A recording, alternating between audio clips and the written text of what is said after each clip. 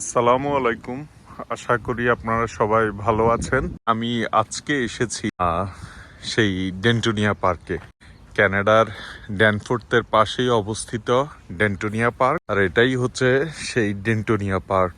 আর এই ডেন্টোনিয়া পার্কটা আমাদের যারা বাংলাদেশে কানাডায় আছে তাদের কাছে খুব আবেগের একটা জায়গা এই ডেন্টোনিয়া পার্কটা। তার কারণ হচ্ছে এই ডেন্টোনিয়া পার্কের পাশেই অবস্থিত ড্যানফোর্থ। ওই পাশে হচ্ছে ড্যানফোর্থের দোকানগুলো। আর এই ড্যানফোর্থেই হচ্ছে বাংলাদেশিরা এই জায়গাটাতেই হচ্ছে বেশিরভাগ থাকে। যারা নতুন আসছে কানাডায় বা যারা অনেক দিন থেকে আছে, তো এই জায়গাটাতেই বেশিরভাগ থাকে।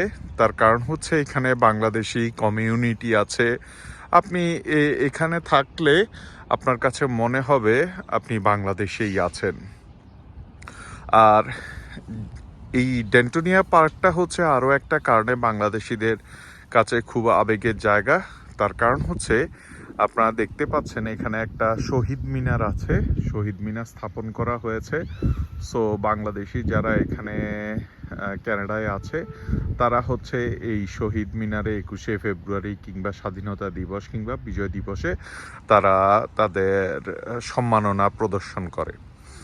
আর এই ডেন্টোনিয়া পার্কে হচ্ছে যে মেলা হয়, বিভিন্ন ধরনের মেলা হয়, অর্থাৎ সকল বাংলাদেশিরা হচ্ছে এখানে একত্রিত হতে পারে বা একত্রিত হয়। এখানে বিভিন্ন সময় বৈশাখী মেলা হয়, বিজয় দিবসের মেলা হয়, স্বাধীনতা দিবসের মেলা হয় বা অন্যান্য প্রোগ্রাম। যেমন কিছুদিন আগেই হচ্ছে মাত্র 4 থেকে 5 দিন আগেই হচ্ছে বৈশাখী মেলা হয়েছিল এইখানে এই ডেন্টোনিয়া পার্কের মাঠে। আর এই ডেন্টোনিয়া পার্কটা আরও একটা কারণে বিশেষ আবেগের জায়গায় আছে। তার কারণ হচ্ছে বাংলাদেশিরা আমরা ঈদের দিনগুলোতে আসলে বেশ লোনলি ফিল করি এখানে।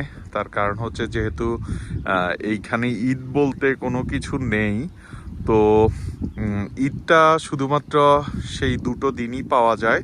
তার কারণ হচ্ছে এই ডেন্টোনিয়া পার্কে বিশাল ঈদের জামাত হয়। আর এইখানে সকল বাংলাদেশি বা মুসলিম ভাই বোন যারা আছে আশেপাশে, তারা সবাই আসে সেই ঈদের জামাতে অংশগ্রহণ করার জন্য।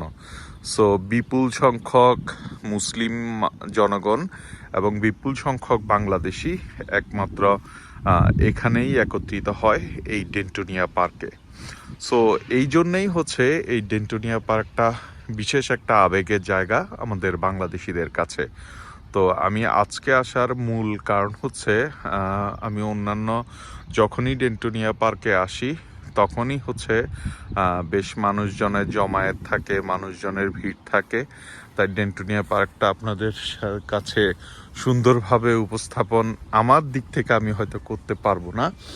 সেই জন্য হচ্ছে আজকে এসেছি একদম খালি একটা স্পেসে। আপনাদেরকে জায়গাটার সাথে আগে পরিচয় করিয়ে দিয়েছি। আর এরপর নেক্সট আরেকটা ব্লগে বাংলাদেশিরা সবাই যখন আমরা একত্রিত হব, এইখান থেকে আমি আরেকটা ব্লগ করব ইনশাল্লাহ। আর এখানে হচ্ছে খেলার মাঠ আছে, ওই পাশে হচ্ছে ফুটবল খেলে যারা, তারা হচ্ছে এই পাশটাতে খেলে। এখানে দুপাশে দুটো গোলবার আছে, এখানে গ্যালারি। আর এই পাশটাতে মনে হয় বেসবল খেলার জন্য জায়গা। আর ওই পাশে হচ্ছে বাস্কেটবল খেলার জায়গা আছে। আর এই যে বড় বড় বিল্ডিংগুলো দেখছেন, এখানে আমার কাছে মনে হয় 60%-এর উপরেই হচ্ছে বাংলাদেশিরা এইখানে থাকে বা বাংলাদেশি আছে এখানে। তো এই জায়গাগুলো হচ্ছে বেশ আবেগের জায়গা আমাদের কাছে। তো এই যে ডেন্টোনিয়া পার্কের এই জায়গাটা থেকে বা ডেন্টোনিয়া পার্ক থেকে আজকের মতো বিদায় নিচ্ছি। দেখা হবে নেক্সট ব্লগে অন্য কোনো ইনফরমেটিভ তথ্য আপনাদের সাথে শেয়ার করতে। তো ভালো থাকবেন। আল্লাহ হাফেজ। আসসালামু আলাইকুম।